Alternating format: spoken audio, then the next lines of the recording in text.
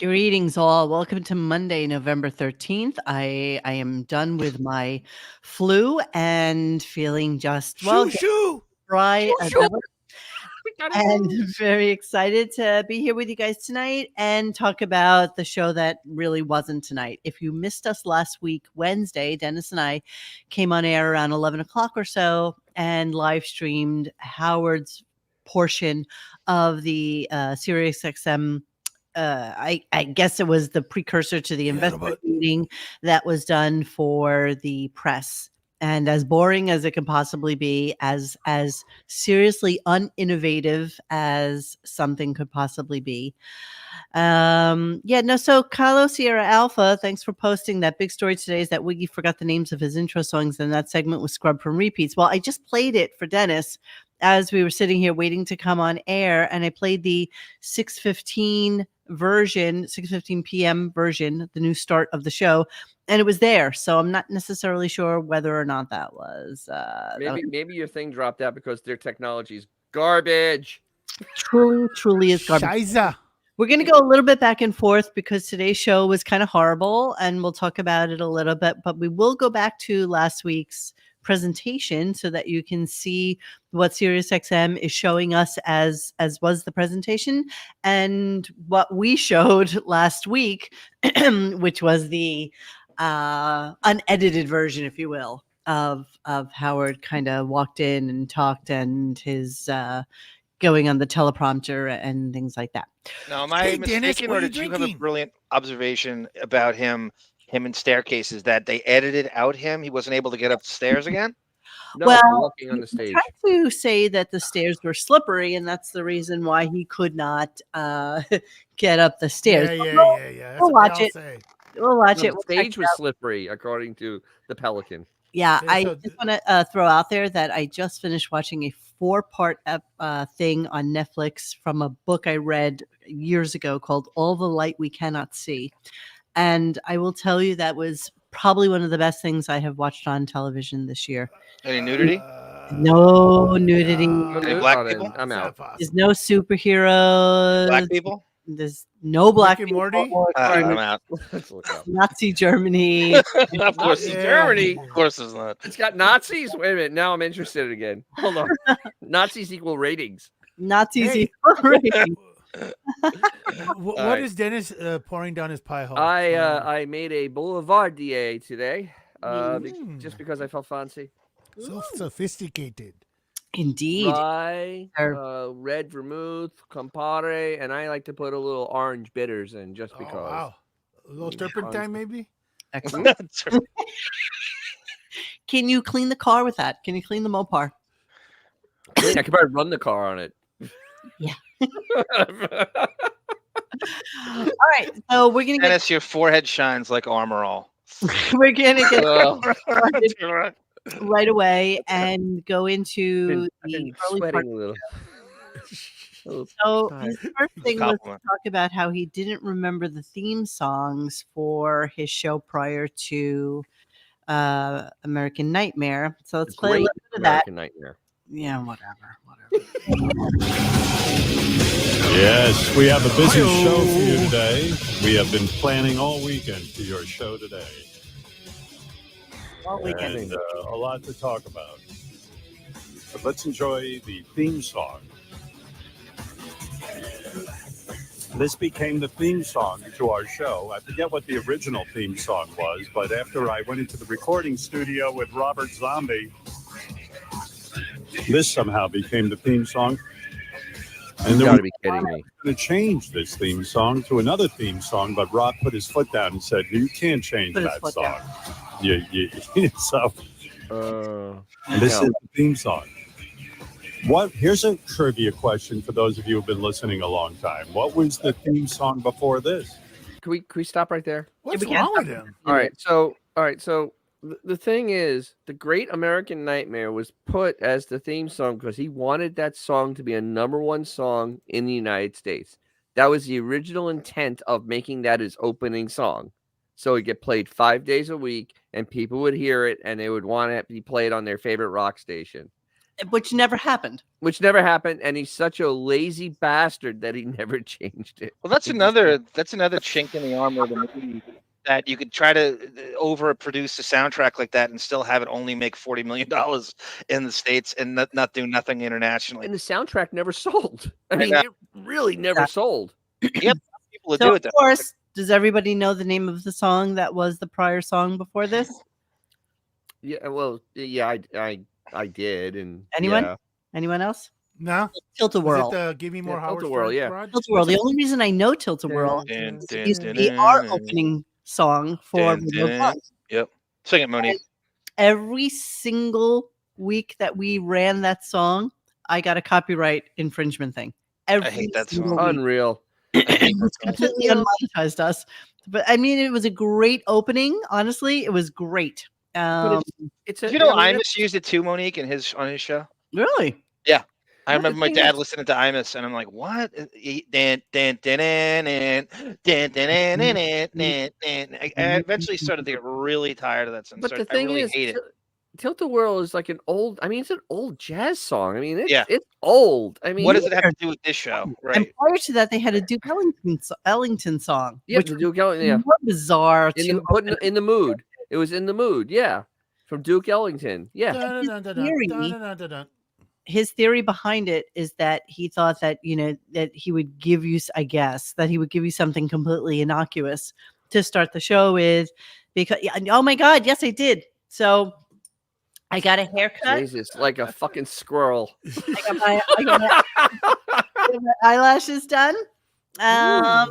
So yeah, I was feeling so shitty for the last 2 weeks that I had to do so a little glow up. Yeah, but he also had the 000s did a song with the HOWARD STREN. That was also the opening what song. Is that? Sing that for us. HOWARD STRN HOWARD STRN Howard Stern. Those like who's the greatest DJ in the world? Howard Stern. Who's the guy? That song, that really lame freaking song. Horrible song. It was 000s. Well, Nick, I recognize those highlights. Is that the work of Tony Coburn? Yes, exactly. Well, he didn't do Howard any favors during the SiriusXM. Was that done at a brownstone on the Upper West Side? Yes. No, I have my Florida girls now, now that I'm done in Flow Rider. I just thought of a new RadioGunk contest.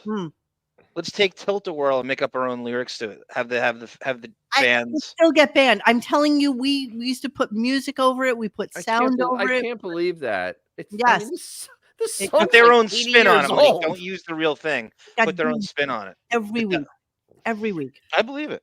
Yeah, it was horrible. Jesus, that song is so old. Monique has a hair system. Yeah, Cindy Lou Who. Classic Cindy Lou Who.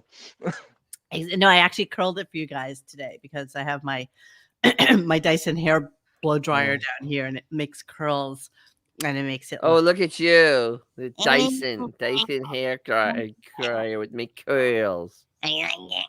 Okay, so then at approximately 7:10, Kiki in Colorado calls in. Oh, yeah, right. 5:00 in the morning. 5:00 in the morning, Colorado. Yep. 5:00 in the morning, and listen what she wants to hear. Listen to what she wants to hear at 5:00 in the morning in Colorado. Please tell. Hey, Kiki. Good morning. I'll take a couple of calls. Show off in Colorado. What's up? Are you talking to me, Kiki? No, the other Kiki. Colorado. Oh my God, Howard, love you. Hey, my Fred. Okay, this question actually is going to be for Taylor Swift's agent.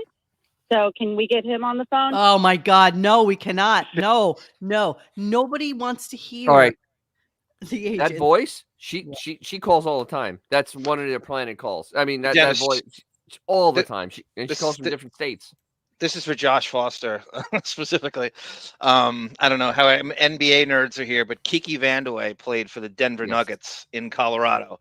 So I'm going to put it together that somebody from the back office is from Colorado and their fake name is Kiki from Colorado. They constantly take like a first or second phone call from Colorado. It seems like every week, right? Somebody's from Colorado in the back office. Clearly. From Colorado. So it's not after Kiki Rosberg, the Formula One champion from Germany. That could be. Yes, A Fish Called Wanda. X, I think, comes out to about here on me. You know, you're giving me a couple inches, bro. Always super tall. I was wearing my platform Crocs that day. Super tall guys like to always say they're small. You know, they always like they always make that joke like that. I realized this when you guys were talking about the album today, the Private Parts album. The entire album and in title wise is one collective humble brag. If you look at the titles. Right, the whole thing, every title is a humble brag. It's like it's like the very beginning of when you realize I'm a tortured man, I'm an American nightmare. It's one big humble brag every time. Great American Nightmare, not just Great American Nightmare. Yeah, double He's a nerd. He's a Jewish nerd from Long Island. He's nothing else. You know, if he had to write a real book about his life, it would be just as bad as Lisa G's cookie book. Easily. Like nothing of any interest happens in that man's personal life until he became famous. Wait a minute. No, not as bad as Lisa. Nothing can be as bad as Lisa G's book. Nothing could be as bad. Because the truth would actually be more fascinating of him learning how to steal stuff from other DJs, stealing stuff from other DJs, making sure he copied stuff from and making sure he's not in real life. I'm talking about real life outside of the world. Oh, outside of his having sex with he girls, does nothing. He's a girl. He's amazing trips and experiences. He's done nothing. He's done absolutely nothing. It's like shocking to me. The things you would find interesting, he would never, ever, ever talk about. Never traveled. Believe me. Never had sex with multiple women in like a month. He's Ralph. Anything of any note. That's Ralph. all I'm saying. He's just a little bit scary. All right, let's move on. Rappaport calls in, and I don't know, is Rappaport being like some weird shill for the Stern Show lately? It was just such a what else he's got to do? Kind of phone call that it kind of made me nauseous. I'm not calling to talk about the teeth, lips, or the tongue, the underrated tongue of Baba Booey. I wanted to tell you sincerely, the Barbra Streisand interview was so good. And with everything that's going on in the world, with everything that's going on with Jewish people and the anti-Semitism, to hear you, how is this irrelevant? A pillar of what you do, a pillar of entertainment, the king of all media, sit down with another pillar of popular culture entertainment who's also a Jew, and to hear you guys just go back and forth. And I'm not just the only person who thought this, because I talked to other people who listened to it. Oh my God! In other words, like who? Proud to be Jewish. In other words, he's just kissing his ass. In other words, why?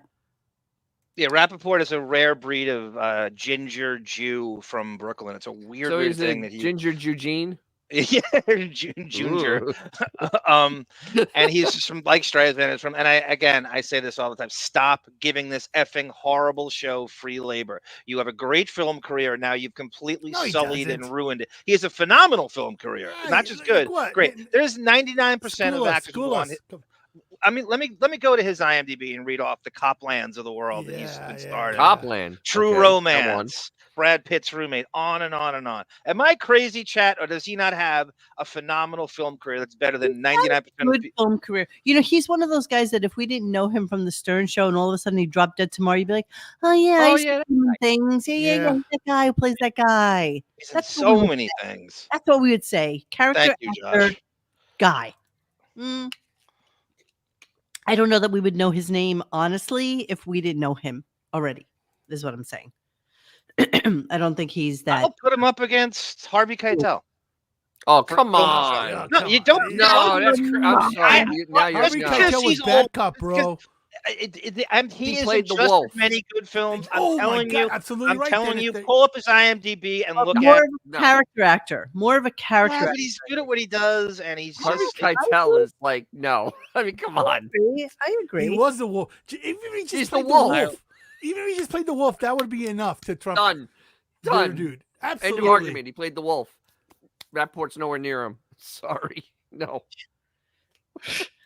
All right, we can argue about this pretty much. It's all subjective. I know the wolf. Come on. That the show is beneath him. It is beneath him, but you know, yeah, what else is beneath. If You know? I'll go as far as this, if you take his money away from him, I would rather have Rappaport's career than Howard's.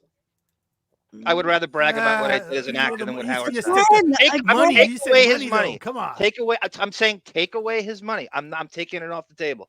There is Artistically, I no would way- rather do what there is Rappaport. no way you walk down the street and more people know who Michael Rappaport is than Howard Stern. There's just no way. Oh, I don't know about that. I would put you to the test. I would It's a good love to meet up contest. with you in the city one day, and we can It both could be go wrong. out Go to- and stand go on the to- street Go to, and see who knows who. That's what I would. go to Mastic Rappaport Shirley looks with like- two pictures. He looks like if Bill Burr was in an accident and then they would go like, yeah, the doctors did the best they could. Yeah, no. Benjamin, were you really an Yes. extra in Beautiful Girls? I love that movie. There's a huge cast in that. Timothy Hutt. That's a group. My fafavorite Matt Dillon story came from that movie. Oh, look, I was an extra in the movie Beautiful Girls with him. That's right. Ted Demme, director of Blow. Ooh, Benjamin, what do you do for a living now? What do you do? You know, our friend Biznick was also in some movies as well. Because Biznick is cool. Remember? Yeah, Biznick is cool. He is cool. Yes. He was in Invincible with Marky Mark. Oh, yeah, that's right. That's right. Speaking of Wiggers, keep on the Wiggers. I know we've touched on this before, but the Rappaport's career is based on the fact that Sean Penn's brother died. That is Michael a very Penn? true fact. I'll go with that. I'll go with that. I'll go with that. Yeah, All right, I'm going to move on. I thought this clip was kind of amazing. I didn't see anybody mention it in the listening thread, but I thought it was pretty fascinating. And they were talking about jerking off. They were talking about masturbation, how often they do it, blah, blah, blah, blah, blah. And apparently, John Hine does not jerk off. He has no interest in it. He doesn't think about getting a Woody. He doesn't do anything with it if he does get one. And he thinks that it's not an issue anymore. And I thought it was kind of weird comment from, Mr. 80 Blowjobs. So why? Who's thinking about him doing that? Why would he even come up? I don't want that imagery in my head. Exactly. Please. I'm going to give it to you anyway. Automatron, baby. Automatron. He didn't. You know who claims he doesn't jerk off is John Hine. He has jerking off. He watches the guy who got and 80 doesn't jerk blowjobs. off. He's the guy who got totally 80 blowjobs. He doesn't touch himself, and he got a total. John, brag a little. Well, if you look like John, would you touch yourself? He can't even believe he gets sex. John, talk a little bit about this. Wow. When is the last time you even watched porn? Well, first of all, Fred's got a fair point there, to be honest, in terms of looking at myself. I don't know. I mean, I'll watch stuff as it comes on through cable and whatnot, but really, I'm not looking for an actual porn to watch. It just doesn't do it for me. Okay. Yeah. Automatons wouldn't jerk off, right? I mean, that's the true sign. You have he's Monique, isn't Morrissey supposed to be asexual? Yeah. He claims he just doesn't care about sex with anything. Yes. That's John Hine, but in a robotic way. When you hear him, I actually believe that, right? He would have no testosterone coursing through him enough to He's be just a fleshy manatee with absolutely no sex drive whatsoever, and I believe that.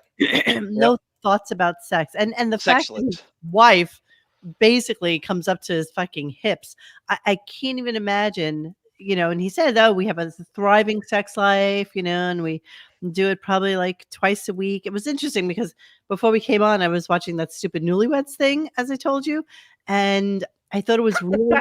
I'm sorry, Monique. I'm sorry. Yeah, hey, Retard. When you posted "Hey, Retard's" comment, just cracked me up. Plain hamburger porn. Yes. That is a genre that I've never heard of. Retard. That's phenomenal. Yeah, it's bizarre to me. Anyway, I was watching this Newlywed Game, and they were asking, how many times a week do you have sex? And Howard with Allison says once a week. And, he always tried to make himself out as this ladies man who, and then he said that Allison had seen 10 penises before she had seen his. And I think they were kind of goofing with each other about it, because the reality is I think Allison maybe had one or two boyfriends before Howard and then married her college sweetheart or something. Arranged marriage. I do really want to go back to that at some point because it was a really interesting Newlywed Game. So we'll come back. Okay. We'll have plenty of time when he takes his winter break. Indeed we will, sir. Indeed we will. Okay. Oprah show. All right. Hang on. Here we go. They I showed agree. me over to the big SiriusXM event. Yes. Yeah, I was What in the was city. it finally? You want to know something? This is why I'm bringing it up, and I hate to be a dick. I have no idea what it was. I was my there, God. and I have no idea what it was. I got there at like 11:45, and they said, "You're going to speak." And I had a little speech on the teleprompter I was going to read. See, he's preempting the fact that we saw that he was doing the teleprompter, even though he Yep. said he was going to be very like. It's time to back away from it, right? It's a joke, like AGT. He's Yeah. too cool for it. There's no Yeah. passion here. What am I doing there? I don't get Yeah. it. Even though you have all to benefit, you make more money than anybody in the whole company, Mr. Partner. Yes. That's why you're there. As Black Guy said in the chat. Everybody was there. Everybody was there. That's Everybody right. within Sirius was there. But what, Okay. Let's go ahead. keep going because what Robin says is just Yeah, we're going to continue. But then I this- got out this there is and I was, beautiful. it's kind of lame reading off a teleprompter. And plus, what was weird, the CEO of the company, Jennifer Witz, went on before me. And before she walked out, there was a video, like a 10-minute video or a 5-minute video. I don't know how long it was, but it was actually really good. It was, it was the history Basically of the company history of radio. and how You're like far you SiriusXM moron. It was stupid. Yeah. The history of radio, not the history of Sirius, the history of radio. You Yes. moron. has come. Because don't forget, like when the company started, and it pretty much movie first to show the people in the audience. And I think the people in the audience were advertisers and business people who invest in SiriusXM and No. employees of SiriusXM. No. Wrong, No. wrong, wrong. It was press, you moron. Press, you utter and absolute Yeah, moron. Marion Garvey was on her way there. He knew that it was a press. He knew it was a press thing. He is a 69 IQ. This is not knowing. This is just being stupid. Shocking. And so the Shockingly movie dumb. comes on, and it's basically, with the deep voice announcer, we have grown. SiriusXM now is in 30 billion cars, and it's all it's and there's lots of images. It was weird though. Oprah, who's not even on here anymore, her image came on before mine. So this became a running thing throughout the show. And he goes on to say that he, since he's been through therapy and since, this kind of stuff used to bother him in the past, but it doesn't bother him any longer. And he's kind of over it. And, he doesn't mind Oprah being there and whatever, even though she doesn't have a channel anymore, doesn't understand why she was part of the whole SiriusXM family and blah, blah, blah. Yes, Howard invented inventing. So, you know what that reminds me of? It reminds me of, John Aston in Night Court. I'm feeling much better now. Like his therapy did nothing. He literally is the same prick he was 30 years ago. Bitter every second of the day. Dennis, you're the Dan Fielding of Tampa Bay. You need to know that after this, he said, but I'm over it. It's not something I'm over it. I care about or that, that bothers me. So about an hour and a half later, and this is just me scrolling through in 30-second increments. Okay. So just listen to this clip. There's no rhyme or reason to it. This is just me fast forwarding through a clip and listen to how many times he says her name. And now I'm going to add to our calendar November 8th, 2023. You know what happened then? I just told you. Oprah appeared before me in the SiriusXM this company. No, there's no Oprah channel anymore. Nah. Finish. Is it hurting you, that contortion you need to do to pat yourself on the back? Yeah. Listen, the one who got $50 million for the company, and I don't think she ever did really much for it. Guys were playing the xylophone with their penis. I had Oprah come out first on the video. Right after you said that, was Martha Stewart in the video? Well, I'm kooky. If I see a video about this company, I kind of expect that I would be first, but then again, I'm always let down. It's like, get over yourself, you self-absorbed, narcissistic shithead. Get over yourself. That was it. He referenced, I think it was like 10 times during the show. Literally, he could not let it go. It would not let go. Oprah got what? Dennis, Oprah got 50 million. What did you get, Howard? What did you get? Never Let's compare and contrast. Let's see if you got a case. What did you get? Let's compare and contrast how we're all wrapped up in what our net worth is, right? They're compensating you with what did you get? Let us know. Exactly. You hear nothing about it. There'll be none of that. So let's watch a little bit of Thank it you, as JD, we right. play like one of our next clips. So if you guys missed the video, yes, Dennis. What were you Oh gonna no, nothing. Good. All right, this is the Robin part. Well, oh no. Okay, so during that conversation, before we play this, Blobbin, who has nothing to do. I mean, literally from Wednesday 10 o'clock till this morning at 7 a.m. She has nothing to do, right? She had absolutely not one clue of anything that happened at that press thing that Howard was at. She had no idea what it was about. She had no idea that what and they has announced. everything to gain from it, Dennis. She has a lot to gain from it. Yeah. She literally was completely oblivious. They're also deliciously intellectually uncurious. Oh, Robin herself is paid more than 99% of Sirius. Very few people besides Howard get more than And pretty much everybody in that room except for Jennifer, who we found out made $32 million last year between her salary and stock options. Oh, really? Where'd you see that? It's common knowledge because she's an actual partner, and so you have to list exactly how much. She's not a partner; she's a paid employee. An employee. You have to list public company. They have to be reported. He's got an interesting look. When I tuned in to you and Dennis doing that, Barbara Streisand, James Brolin, and I have the same. We sleep together. We sleep till 11 o'clock in the afternoon. I mean, in the morning. And as you know, and I tuned in and I saw Wits. She looks like Savannah Guthrie and Molly Kimmel had a kid. I like it. Right? Molly Play Jane? Oh, I like it. Sara calls her? Yeah. That's good. That's good. So anyway, this was like a shocking outfit. Apparently, we find out that her and Scott Greenstein and some of the other executives went for personality training and how to so that they could walk the stage and talk with their little stupid Apple wannabe. Howard said they had a teleprompter coach. So I think he's jealous and wants a teleprompter coach. Is this worse than a comedy coach? Like Sal had? Yes. I think it is. This is the opening as you would see it today if you logged on to see the highlights of the SiriusXM presentation. Also take note of the fact that they changed their logo. So it's just something stupid that some graphic artist probably did on AI. The one and only Howard Stern.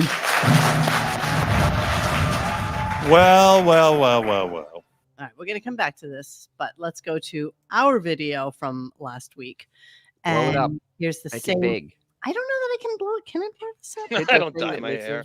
It's a thing that okay. I can't really blow this up unless it goes. I'll That's just better. play. Let's see what happens. Let's go. Here we go.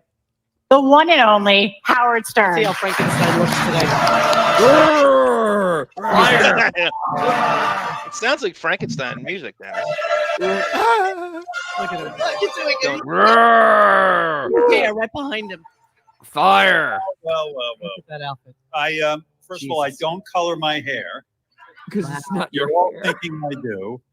So that's the way he actually came in, and this is how they started him. Only Howard Stern. Well. First of all, I don't color my hair. You're all thinking I do.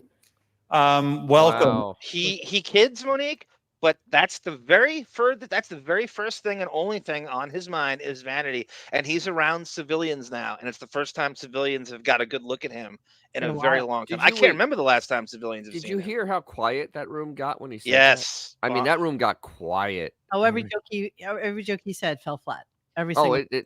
I was first of all, Jennifer, you were really good, and I'm nervous now because I thought, well, Jennifer's not good on stage. I'll come out and everyone will be happy to see me. I mean, that was impressive.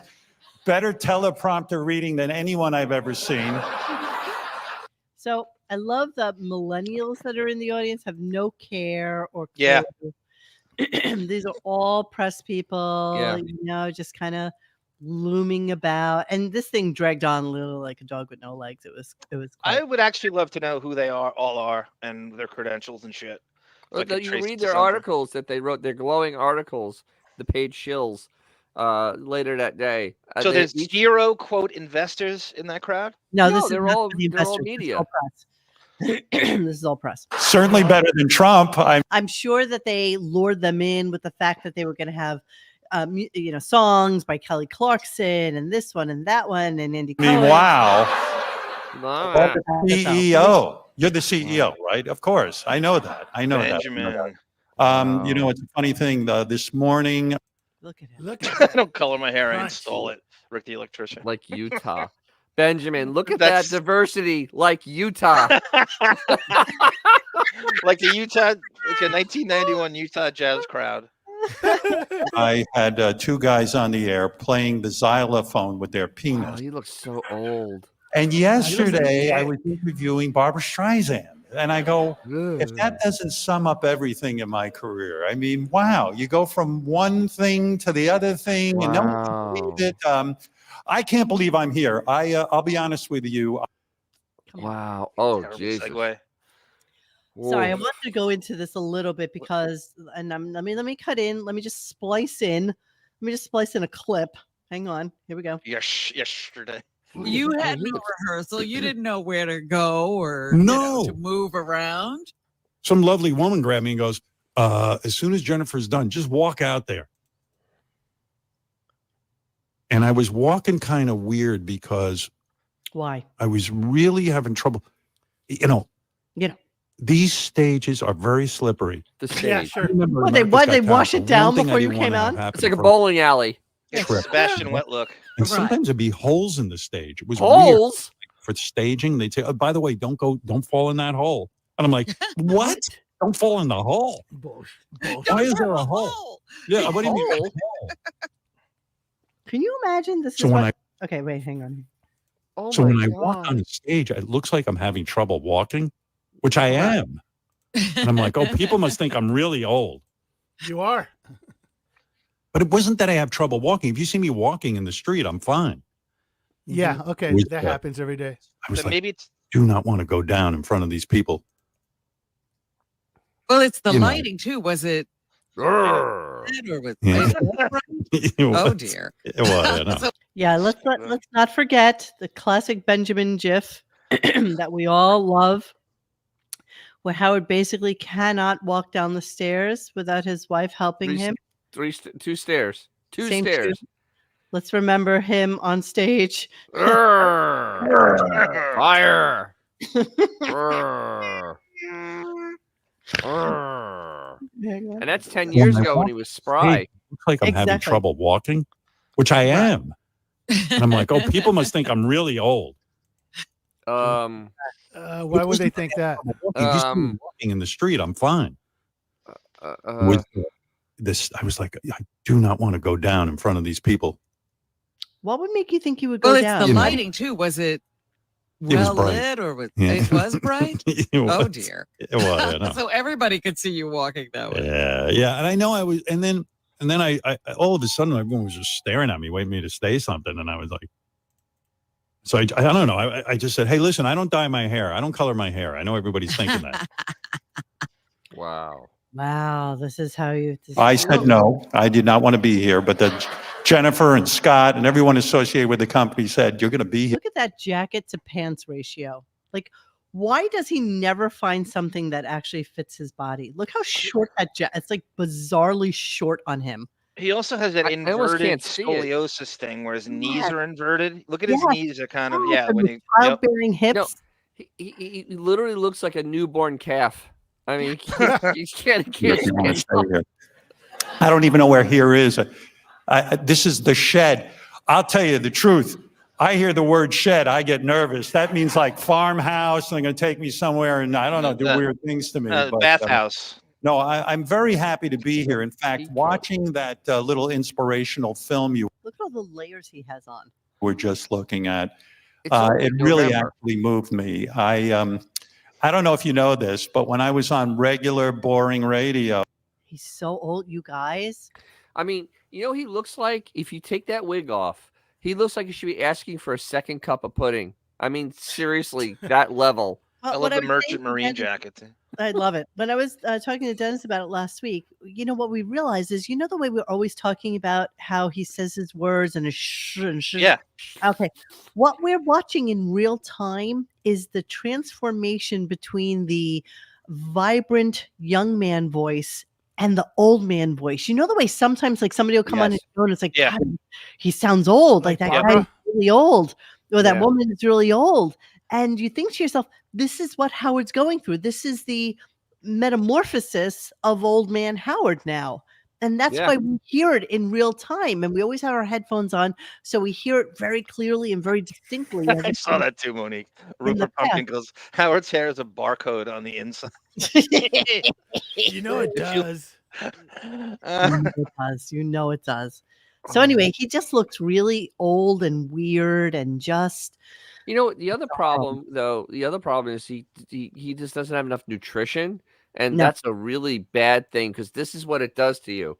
When you start getting to a certain age, if you don't have enough fat in your diet, you look like this. Yes, he loves being cold, though. He loves telling he's cold because that's what anorexics do. I mean, it's look at how skinny I am. I have no body fat. Chubby old people look better than skinny old people. Of course. Of course. You need a little. But old people that are happy, intrinsically happy, last longer. That's just the way it works. But I really thought I was at the end of my career in a sense. And then, you know, I heard about lower this. We can talk radio, over and it while it's playing. So he was on stage maybe like 5-6 minutes. So it was, you know, rambling, also telling us that, you know, he was doing this very ad hoc. He wasn't doing it, you know, with any kind of preconceived thoughts about what he was going to talk about. But yet here we are. Hold on, let me go. Yes, Steve. Ralph was definitely on call. Ralph, he has no other function but this. This is Howard, very, very calculated. This is not I just rolled out of bed. He probably thought about this for a month before he went on. Beth apparently said to him, "You can't go out of the house with those shoes." He had on like his Barbados super distressed shoes. Yeah. Grandma's wearing pre-distressed. Dreamed up. Eating my dreams up. I mean, all right, hang on a second. I want to show you this. Met all of my you were doing and anyway, so my mission. What is my mission coming here to see you? Honestly, I don't even know, but I'm winging it. My mission is to convince audiences that radio is worth paying for, and I think that mission continues to grow. And just our approach in the cars, and now outside of the cars with the app and everything else is so terrific. They've done an unbelievable job with the car. So I see a bright future for Sirius. I truly do. I've banked my career on it, and I got to tell you, 17 years with this company, and I'm really happy for the first time in my broadcast career. It is amazing how much money the company has invested in all of the people who work on the show. We've even developed some great teleprompter. There it is, scrolling away as he reads along with it. Yep. Going through the advances. If you ever hear us interviewing musicians like with Bruce Springsteen. See Springsteen, it says Springsteen right there as he's talking. Wow. He's totally like reading it off of there. Tried to insist to us that he wasn't talking through the teleprompter. You're trying to get people to pay for you. You could care less about the future of live radio. It's all about paying you. You could care less about the rest of the stuff. He's talking about he's banked his career. He's already made his money from them. He's literally raped them, and he's become basically a billionaire off their backs. He doesn't give a crap anymore. He's done. No. He hasn't cared about it for a long time. I know, but he's completely done at this point. Like, so the best thing he said during this, let me see if I can scroll to the end here. Hang on. Oof. Oh. Oh. That's tough to look at. Let me hear what it says. Like a beautiful choir and 5-string orchestra, and he's performing there. And I'm just looking at this and marveling at how far our technology has come and how far this company has come. And playing live. Again, I just say bravo to SiriusXM for investing in the technology, but also in people. The staff that I have now working with me, I don't do it alone. I mentioned Robin Quivers, of course, who's been with me for a long time, but there are so many other people involved too, who have brought expertise and humor, and I feel like we're developing the next generation of broadcasters. The next generation of broadcasters. No Marcy mention. I thought we were going to get a Marcy mention. But that is so key, and I picked up on it when we were watching that. The next generation of broadcasters, you basically made sure they cleaned house and there was no one that could be competition. On his own channels. His whole promise to the audience was, I'm going to develop new talent, and I'm going to bring in all these people in who don't have a voice. I just saw this for the Deppening the other day. I was looking for a Depp interview he did in Florida. There's apparently a radio legend who passed away named Neil Rogers, and I went and looked for Neil Rogers, and he came up on Howard claims he promised him a job on his channels, and it was guys like this. It was Bubba. He could have easily cultivated a phenomenal thing, and he blew it over and over because his ego can't handle. He doesn't care. It's all about the money for him. It's about the money, and he can't handle anybody else being good. He can't deal with. He will. Amazing. You know, you look at people like Jon Stewart, who fostered actual talent. Yes. In his That's stable, a great comparison. And was so happy for them to move on and grow and expand and do their own thing. John Oliver and Steve Colbert, Carell, people, and had no problem with other people hosting. He has never let somebody host his show. Never once in the 30 some odd years that I've been listening to the show has he let somebody host his show. In his whole career, he's never let anybody. The closest we got was in the earliest days of Sirius. They had something called the Friday Show because he lied to the audience and said he was going to be there 5 days a week. And so John Hine and Gary were trying to do his show, and they would play clips of him throughout the week. And it was basically hosting it. Ralph would sit in. But it wasn't his show, and he couldn't handle that. And he marginalized and killed that. He couldn't even handle that. Never took a sick day. If you're on vacation, why can't Artie do the show? How fun would it be? Nope. You know, how amazing would that be? He's so threatened by it. How big of an ego do you have to be to not allow others to thrive in your absence? It's kind of shocking to me, actually. Well, Jeremy Harrelson, Harrelson, though, isn't it? I don't think it's an ego thing. I think he just wants all the money. Oh, it is about the marbles, yes. It's both. He's also jealous of everybody's. I don't think he gives two Johnny craps Carson, about. even Johnny Carson had no air because Johnny knew he was Johnny. He was Johnny, exactly. You know, he doesn't care. People would love Joan Rivers on there, but you know what? I'm ready for Johnny to come back. It's okay. Gary Shandling was the best. Gary. Yeah, I liked him better than Carson. I always loved him. I would only watch when Shandling hosted it. Amazing. Okay, so hang on. Something I wanted to play. I don't know. I mean, it's incredible. I won't be satisfied till we keep growing and growing and growing into the future. I want to compliment Jennifer on what she's doing and Scott on the programming on SiriusXM. And it's really just too good to be true. So I just wanted to come out here and tell you my enthusiasm for this company is through the roof. I am on board. I love it here. The programming's amazing. And now, forget me. I'm so excited. You guys are going to love this. To introduce Taylor Swift. No, Taylor Swift isn't here. Listen to this. But she should be here. In fact, I'm too big to be here. I don't even know what I'm doing here. Wow. She's got more money than you, dude. So it's not even close to be there, but Taylor Swift should be because you're too big to be there. But Taylor Swift. Wow. Monique, can I send you something? I've been meaning to show you for. Boff got me this, but I can't believe he found this. Henry Rollins is interviewing Adam Carolla, and he asked Adam about why aren't you at Sirius? And he tells him this. So you keep going. I'm going to find it and send it to you. It's like a minute long. Okie dokie. He's trying to negotiate with Howard. In all seriousness, enjoy the rest of this. I'm going to go home, take a nap. I'm not getting younger. Look at that face. Oofa. It is like an oofa. Ooh. That helmet is rough, bro. Rough. I mean, that literally looks like it should have a chin strap. That's like the Phil Spector 2000. Yeah, let me screenshot this. This is. But I mean, really, seriously, take that wig off. He is the guy at the old age home asking for the second cup of pudding. Totally. I mean, really, it's just sad. Close. Yeah. Crickets from the audience. Exactly. Oh, they were just, who's this? Why is the old man on the stage? So let's listen to Howard need to tell us about his VIP treatment when he got there because he didn't want to. When I got there, I was in my own dressing room. I was ushered into a private area on a different floor from all the talent. A different because floor. I guess everyone assumed I don't want to be with anyone else. But I think they assumed properly, though. I'm glad because I wasn't in the mood to socialize.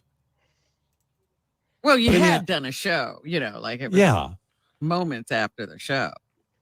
Yes. Dog shows. What's that big dog show they have? The Westminster Dog Show? Yeah, the Westminster Dog Show. I felt like that because like the dog has no idea why he's on stage.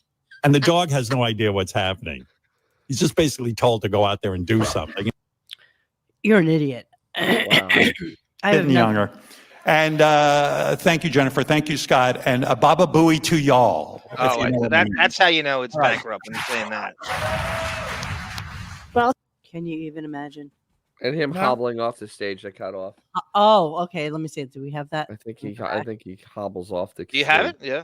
Let's see. Did I take? God, those pants are ridiculous. Baba Booey to you all now is a euphemism for creatively bankrupt. I have nothing to say. I have no jokes. Got nothing. Oh, look, that's us. Look, that's us. Look, that's us right now. Look, that's us. This is Mom. Oh my God, it's a little disturbing. We're still watching ourselves. Ooh, it's S50 telescope. Ooh. Yeah, you're right, Chad. That makes the Pelican Reef look like a Chris Rock special. I follow that. All right, hang on a second. I'm gonna get to him walking off the stage. Hang on. I think they show him like kind of just. Jesus Christ! So we keep growing and growing and growing into the future. Wow, that was. Wow. No, Taylor Swift isn't here. No, she's not coming. She should be here. In fact, I'm too big to be here. I don't even know what I'm doing here. But wow. Enjoy the rest of this. Wow. I'm going to go home, take a nap. I'm not getting younger. And no, you don't look it either. And a Baba Booey to y'all, if you know what I mean. Wow. That was embarrassing. You should be here, not me. I'm too famous. Wow. Kind of skulks off. Embarrassing. They escorted him Holy off. Christ. Yeah. Well, thank you, Howard. Follow that, Jennifer. Now you know what douche chills is. Whatever you're feeling right now, that's the very definition. That is douche chills. Mm-hmm. Brutal. Your skin's crawling. You're like, what was that? That's what you're feeling. That's douche chills. That is the epitome of douche. I mean, what could be going through Jennifer Witz's head at the end of that? I mean, God. That had to be so embarrassing for her. I mean, here you are doing this whole thing because you're saying you're not going to be. Though, you guys, like seriously, they are the old people that don't know that whatever it is that they're looking at is past its prime. They just know. Mo, they're literally doing this because they claim that they're rebranding as a hip TikTok generation type of company, and you bring out a 70-year-old freaking skeleton geezer. You bring a 70-year-old geezer on the stage. Come on, man. Yes. All I see on the sports stations I listen to are canceled shows and canceled hosts so you can pay him. There's nothing in it for us. They haven't said one thing that's in it for the audience. This is the very definition of anti. What was? Good. No, they did. They said they're going to have cultivated program. Or not I'm in. Good enough. Curated. You got me. You had me at curated. Thank you. Curated programming. That's what they're going to have for you, Arm. Curated. That's right, David. A 1994 callback joke that Howard said at the end. $100 Peter Jennings. NY pants. Are you serious? Yeah, she's a frump. Holy Christ! I mean, she makes Beefus look stylish. That ain't easy. No questions either. No media questions, right? Nope. Just no follow-up, nothing. Just we're going to give our thing and get off the stage. Nope. We're not going to give you any opportunity to ask. Yes. That's exactly right. It was literally just listen to us talk, and the media just sat there and consume. I know nothing about business, as you know. I'm business illiterate. I'm capitalistically illiterate, but I do know this. I do know in sports that when there are owners who could give a shit about turning a profit, and all they want to do is sit at the jock lunch table. So they buy a team, and I own it. I don't care if I make a profit. I'm not in it for that. This is like the fifth thing that I do. And there are movie investors that like to invest in movies because they want to be around Hollywood. They want to be around movie stars, and they want an executive producer credit. Is it possible these investors don't give a shit about turning a profit? They just want to be associated with celebrities. No. Yes, the only reason you invest is to make money. Invest. I don't know, man. You don't understand. I'm not using that as. But man, all right, no. Talking about SiriusXM shit out. is SiriusXM. What'd you call it? A pyramid scheme, Xavier? Pretty much. Probably, man. Yeah. All right. So what SiriusXM is that stock that you, Christ, I have $1,000 that I could. Yeah, I don't know what I want to do with it. Yeah. Screw it. Let me, instead of going to the dog track or the horse track, let me put it in SiriusXM. Same difference. Yeah. Literally, it's the same difference. I bought Sirius when we first started listening to Sirius, and I think it was around the same price. And it's never moved. I mean, it's never gone through the roof. It's never tripled, nothing. Even think about this. They were bought by Liberty Media, the largest media company in the world. They're a $28 billion company. $28 billion company bought into them. And that stock went nowhere. Just really think about how bad the company is as a whole, that when you have an investment from a giant corporation, nothing, crickets. Somebody earlier that I think got X'd out of the chat. He got annihilated. He actually took a listen to he read up on it and didn't think that they were doing that badly at all. All right. So this company's whole business model right now, and no matter what they said in this media thing, is selling cars with Sirius in it. Yeah. So the problem with that is that the UAW basically took the auto industry and gave them a fisting. And the auto industry is going to have a problem selling cars in the near future because the prices are going to go up a lot and interest rates are high, and there's not going to be a lot of cars being sold. So it's hard to sell a lot of Sirius XM like that. So, the automakers are looking to slice a little fat, and I imagine they're going to terminate their deals with Sirius XM. I just can't imagine that they want to go through this nonsense anymore. Because it's not worth it to them. In other words, Dennis, my car comes with Andy Cohen's channels, but doesn't come with formats. Exactly. And what you guys missed out on through this conversation, one of the guys who does technology or whatever came on stage and introduced us to an all-electric vehicle. The Cadillac, the Lyrica is going to integrate into, and they actually, it was actually ridiculous. I can't believe I changed. So it was all right. So Monique, it was in the Lyrica. What they did, it was Android Automotive, not Android Auto. It's Android. So it's a built-in infotainment system that's in this $300,000 or $200,000 electric Cadillac that no one's going to buy. There's five people are going to get them. And the stupidest thing at all. Now, Arm, you would love this. They had this big touch screen, and they had if sports are on, you can touch while you're driving. This is great. The team that you want, and you can listen to their broadcast while you're driving. Because you need to be doing that while you're driving. You need to be clicking on stuff. Nobody has time for that. Diagramming plays. Nobody has time to be interactive with the Sirius app. Different little things. Which music are you into? Is it this one or this one? Which song did you like better? Is it this one or this one? And then the stupid TikTok channel. And I was saying to Xavier earlier, I was like, where people on TikTok listen to music? TikTok. That's right.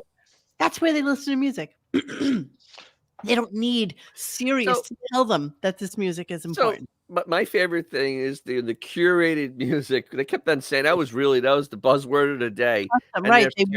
Because people want more interactivity. So they're revamping their horrible app, which is still going to be horrible, and their horrible website, which is still going to be horrible. But I thought about tonight. I was cooking, and I turned on YouTube Music on my tablet. I set my tablet down and said, I feel like listening to Tool. And I found Tool, and all right, I can listen to every Tool song I like. And there it was. I didn't have Madison telling me which Tool song I wanted to hear. Tool radio and listen to every single song that's similar to Tool. Exactly. And I just sat there and listened because I was in that kind of mood today. And I'm like, you know what? That's what I want to hear. I didn't have Madison interrupting the song in the middle to tell me how great she is. Quick question for you guys. So is TikTok have a partnership with Sirius? Is that what's? I don't understand it either. What's going on? What's the dynamic? I don't get it either. They have TikTok nothing radio, to do with it, actually. right? So what they're doing is they're purchasing a license to brand the station with the name TikTok. Then what they did is they hired 5 or 6 of the top tier music TikTok people, who have millions of followers to be DJs on this new TikTok channel God. where they will integrate TikToks into the music and play, like, a lot of times you hear like a clip of a song and all of a sudden becomes really viral because people use it on TikTok. Then they'll play the whole song for you. And like this. So nobody cares. Follow-up question. Yes. Does TikTok, which is a Chinese company, hip with all the Gook references Stern has made for the last 40 years? Nobody cares. Okay. They don't care. They know don't what? know how Stern It's is. all about making money, and so I'm just saying, what I happened? think that they're licensing flip the the coin. What happened to his whole demeanor The about Asian Asian Defamation people, League slipping. and all of a sudden, like, that's now gonna pay the back So, purses. Hoa Grilla, is that Hello Grillo? Hello Grillo. Oh, in the comments, a TikTok and Sirius partnership is like Play School partnering with Depends. Yes, pretty much. That's a really good analogy. So, by the way, Jeremy Harrelson, I agree. The sports stations on Sirius are phenomenal. I would have spent the whole time saying how great the sports stations are because they are great.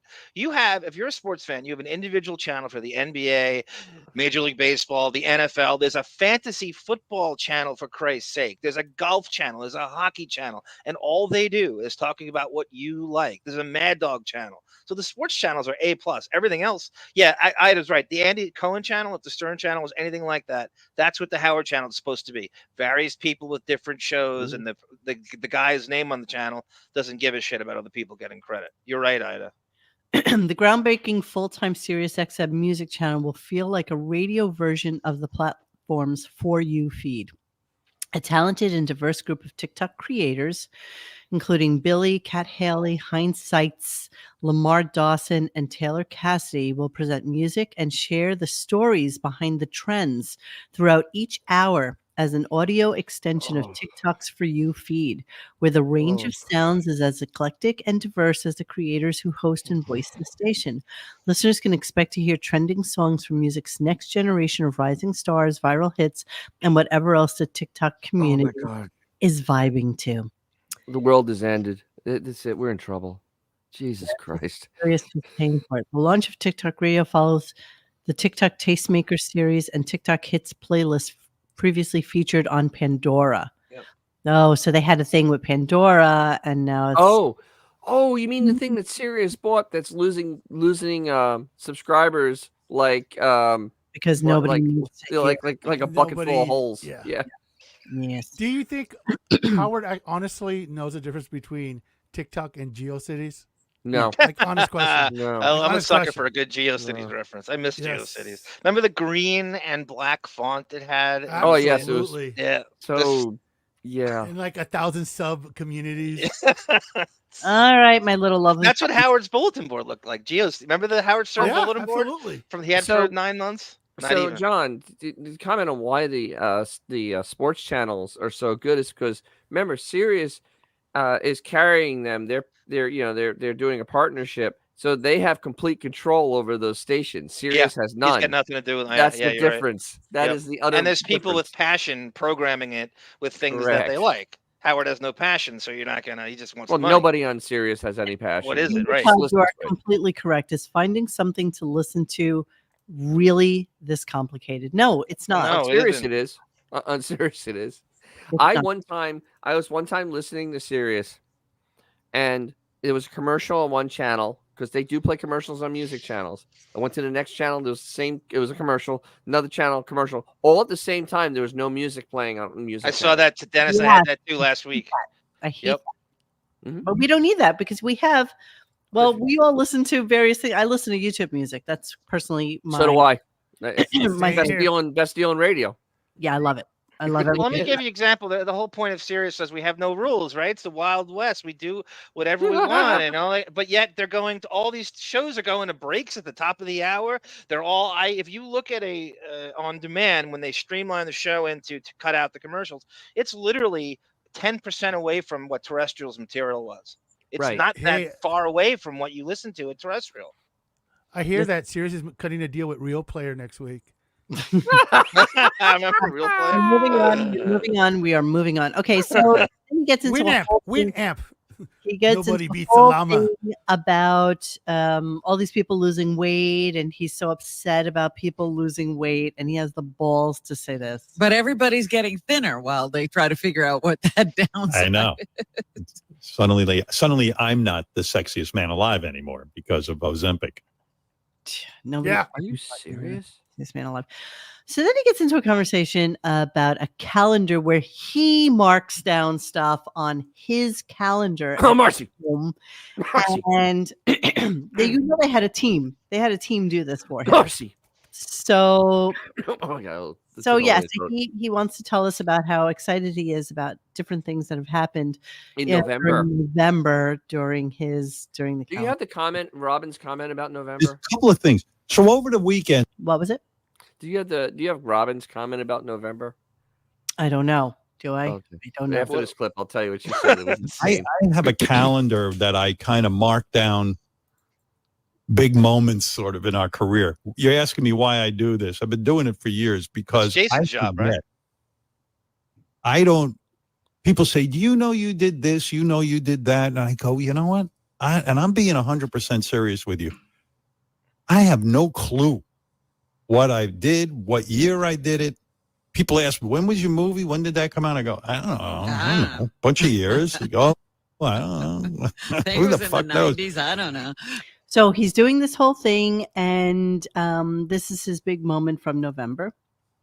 I take a quick look at it at the beginning of each month. This is crazy. November 7th, 2005. K-Rock, the old radio station we worked at, suspended me for mentioning Sirius. You remember that? Yes. We were told not to come to work. This is why I write it down.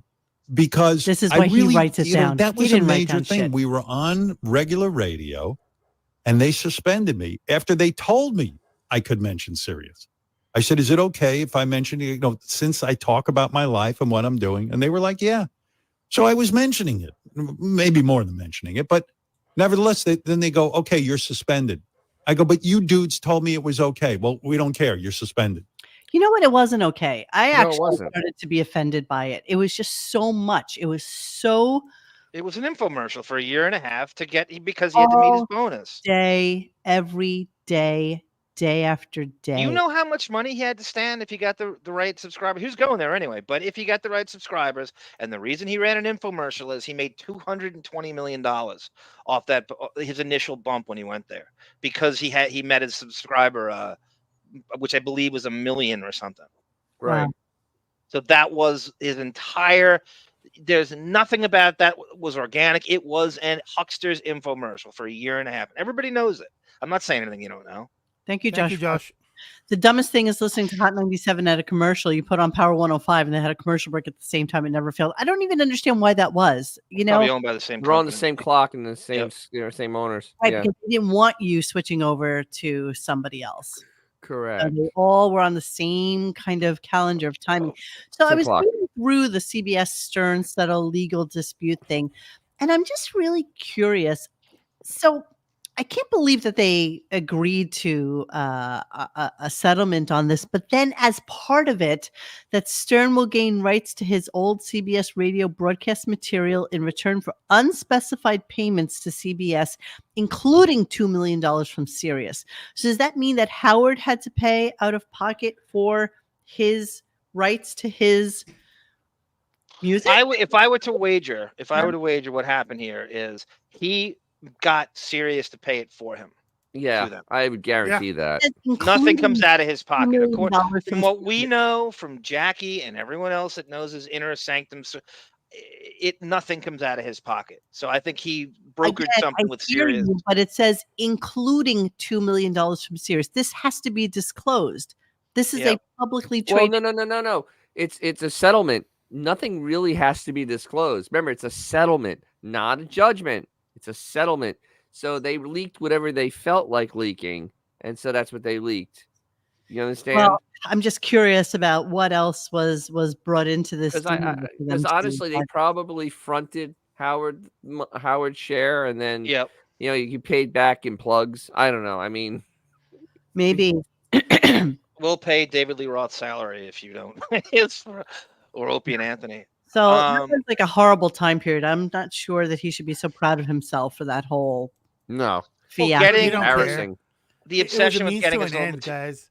It's just a means to an end to have Brinks trucks backing up into his house. That's all. And that became an infomercial in itself, getting his own material back, because that obsession with he'd have to program his channels. You'd have to have actual live people hosting shit if you can't play that. What would you do otherwise? How can you not program your channels with 70 people in your? He didn't want to pay anyone. He doesn't want. He doesn't want to. He's threatened by everyone. He has 70 people. Doesn't matter. You're not air them? talent. They're all scrub writers. Right. He wasn't going to pay air talent. He wasn't going to His give promises anybody was the weekends he was going to have hosts. It was going to be wall to wall hosts. yes. That was what it was going to be. That's Wall how to he wall. framed it. Until you signed up and he got his bonus, and then he took it all back. That's what a con man does. That's what a snake oil salesman does.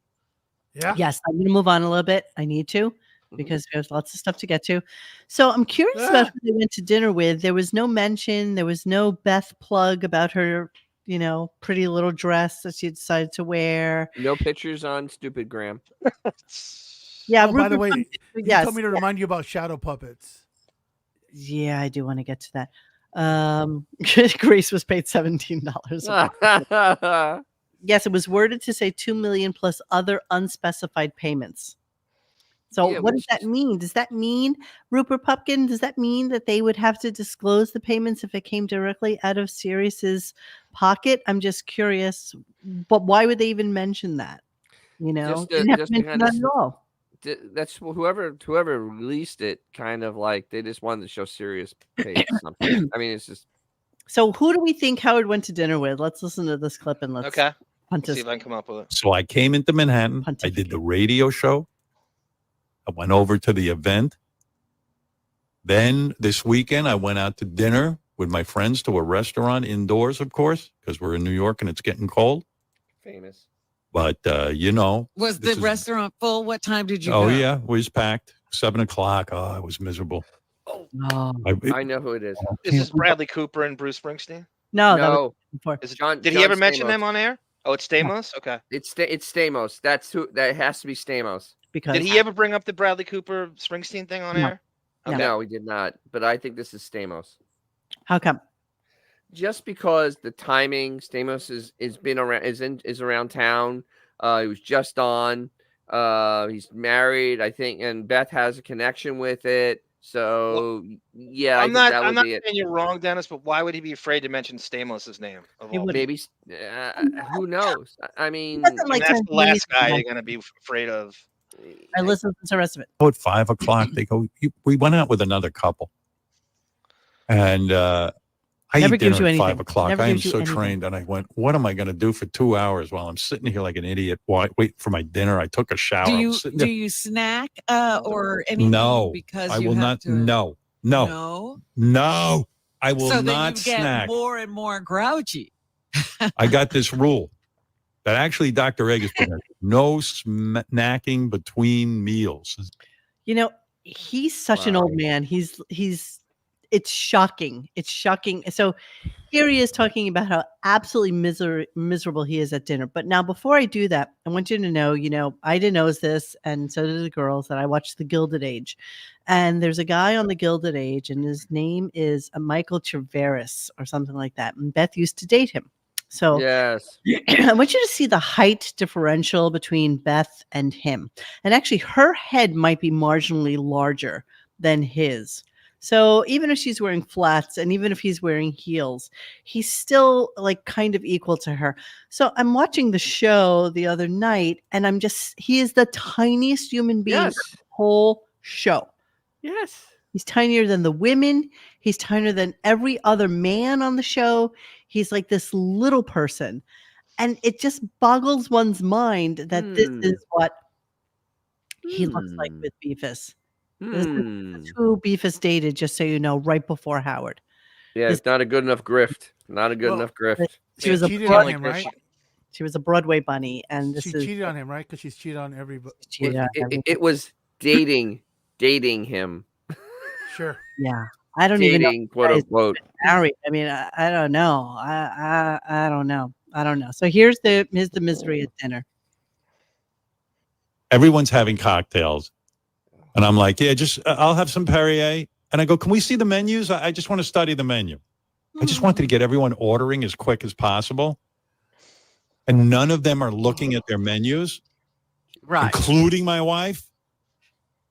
And I immediately pick up the menu and I'm like, oh, halibut. Oh.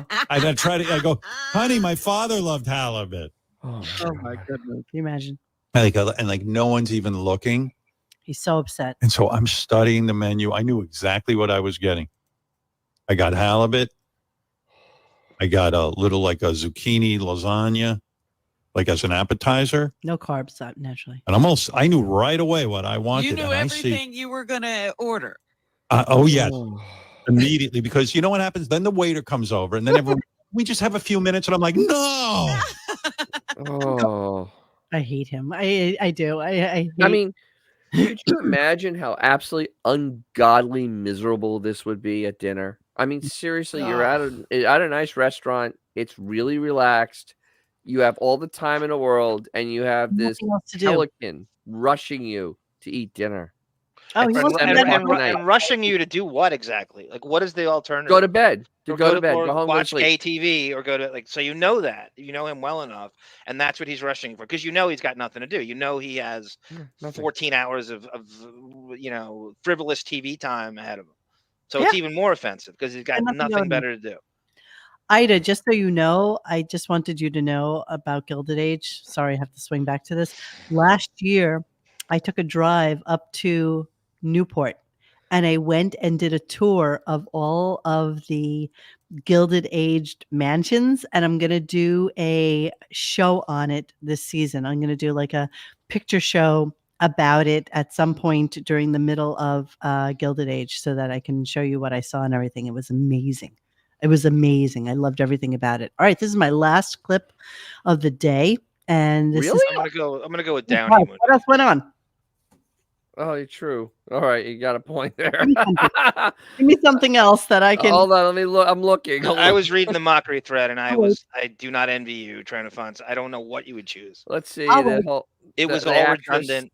What's her name? The Marin, or whatever her name is. Nah, that wasn't interesting. What else you got? Who, Dennis? Let's see. Mary McCormick? No. What's her name? Something Marin. I don't know what. Marin Morris. Okay, yeah. What else you got? How he stretched out the last half hour of the show for nothing. That was hilariously bad. What else? How Blobbin toward the end of the show. They were talking about how millennials. Find that. All right, it was like 12 minutes before the show ended. Okay. And so they're talking about how millennials don't like to see nudity because they like had Mr. Skin on. Like they found Mr. Skin. They had like Wolfie call him. Yeah. And Blobbin blurts out after hearing that millennials aren't interested in nudity. She just blurts out, I must be a Gen Zer. And she's like, I must be a Gen Zer. Like, no, honey. No, no, you're not. However, Howard did let us know that he was 6'2" when he started college. Yes. Which I thought 6'2". Sure. Thank you, Cruiserweight 190. Who are you? Howard is such a liar revisionist. Beautiful Mo predicted Ozempic like 2 years ago, right? Didn't I? Yep. Yes, you did. John are awesome, but Dennis is a fellow Floridian, so he's my dude, and he drinks with no apologies. Just saying, I'm sort of a Floridian, kind of, too. I only live 40 minutes from Dennis. 40 minutes? Agreed, Cruiserweight. But I go through the summer. Well, this is true. You a lot. Thank you, Ida Greenbacks, and I am comforted to know that the streets of Chicago are safer, much, much safer with you. With Ida on our back. Officer Ida. Yes. She takes no prisoners. She inspired me to look for a police course down here in Florida. Unfortunately, all of the fall sessions are sold out. It's free, but the classes are full.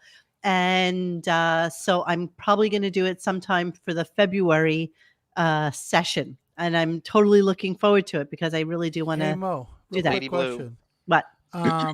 That picture that we see of Howard when he's at camp, where he's got that wife beater on. Yeah. How old was he then? Because he looks like he's about 8,000 feet tall in that picture. We're going to come to that this second. Let me play my last clip so that we can talk about it. Oopsie. Oh no! Wow. 3 inches. Wow. I'd like to be 6'2". I'm 6'5". Really? Way too tall. Yeah, like I always feel like I'm I'm on another planet. You are. I'd like to be 6'2". I remember being. No. I started college. I was That 6'2". was a good height. Yeah, it was great. I'm like, who grows in college? I thought that was it. I thought I'm pretty normal. I'm 6'2". No, I think those growth things that you have don't close until around 25. Is this true, guys? Because I don't remember anybody growing after. Oh wait. No, Dennis Rodman. into the No, early 20s. no. What's his name? The Admiral. David Robinson. David Robinson was 6. Yep. Was he 6'2" when he went in? And he was 7'1" by the time he left the Navy. Yeah, so he was in the Navy Academy. He went in at 6'2", and he was 7'1" when he graduated. Dennis Rodman too, Monique, was a rookie at 26 with the Pistons, and it wasn't maybe when you have that extraordinary growth pituitary gland, because I don't see that happening to guys like this height. I only see it happening with guys that are like, great that last spurt. It's that last, because you have to do it in stages, because it's like you can't wreck it all at once. It would tilt over. So yeah, I just find it weird. So how old is he in that picture? Do you know? So this is him being his camp counselor when he was in college. So he was like 18, 19. Okay. That's taller than 6'2". That's way taller. The gangly freak that he was. Oh. Also as a camp counselor, because that's pretty much his entire life. Thank you, Tyler Durden. You guys rule. And there he is taking the kids out west during camp time while he was camp counselor. So he's very tall there, and he's not 6'5". He's what, 6'7"? He's a giant, gangly human being. At least 6'7". He's 6'7" or 6'8". I've proven that. I don't know how many times over when he had an NBA player. Remember we did the Magic Johnson thing? Magic, same got height. Rodman. Eye to eye with Magic. He was eye to eye with Rodman too, and when he stood up next to him when he was coming in. Rodman's 6'8". Rodman's considered 6'8". He also talked about how horrible the pictures were that he took. That's Scott Greenstein, who is he looks it. He's a little fidget man. He didn't like the way the pictures were taken of him, so he only chose. He got photo credit choice of what was. Oh my God! For the series, and this is what he picked. No, that's what he picked. No, these are the ones directly from. Oh, okay. Eddie. I'm like, Jesus. The ones he chose, I guess, for the SiriusXM thing, were the ones that were taken from the proper view of Howard. He's such an idiot. It's like whether it's the fact that you think anybody cares about this anymore is actually more shocking than anything else. What, at 70 years old, you should still be that vain? I know. Thinking about vanity. Every day he looks in that mirror, Dennis. How do I polish this goblin Morlock turd? Every day he looks at it in a different way. The Wicked Witch in Snow White was less vain than Howard. Mm-hmm. I've never seen anyone. I mean, I don't Even care if Queen. it's a supermodel. I've never seen anyone this obsessed. A 70-year-old gay man obsessed with vanity to this extent. What are you going to do on the radio? Nevertheless, in a non-visual radio, exactly, a non-visual medium. That your voice should be your magic. That's all you need. That's all Yep. you need. Coliseum. Oh my God, he looks like if Bono became the Toxic Avenger. The Toxic Avenger. All right, so before we get and now Brie Larson's a Toxic Avenger. Oh yes, she is. Let's go to the calendar. November.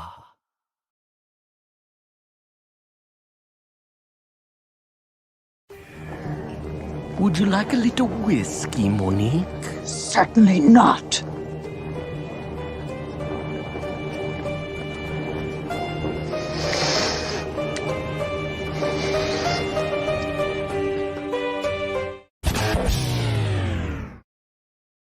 I wish so good. Straight. That's so good. Okay, I actually played that, but then I forgot to put up the calendar. I'm such an idiot. all that hope and stuff. All that for circumstance. Yeah, that was so seamless and good that that's what the Screen Actors Guild was fighting against. Exactly. I don't know. I believe it. What I've seen in the Marvels, maybe AI should take over. Okay. Pull this up. All right, so here's our calendar as it works. Well, so 64 is not correct. I did not update that. I'm so sorry. But this is still where we are, just in terms of vacation. It is actually shocking to most of us that he has gone 1, 2, 3, 4, 5 weeks straight. Yeah. I have a feeling that there's going to be a very big letdown at the end of There always is, Dennis. There always is. And Because as he's at usual, he's learn that. loading all these like super Yeah. stars that are coming in, which is what he classically does at the end of the year. At 89 shows on Wednesday. It was 89 show will be Wednesday. So this coming Wednesday? Yeah, so there's only 2 weeks left if you use last year's calendar of days of 95. So yeah, when do you think he's actually going to work? Because he's not going to do more shows. That doesn't happen. If you call what he does now work. Yeah, I know, but he's not going to do any more of that work. I mean, so I like the defeat in Dennis's voice. I just wanted to end. He's just so like it's so painful. David goes, mirror, mirror on the wall, who's the most Auschwitz skinny of them all?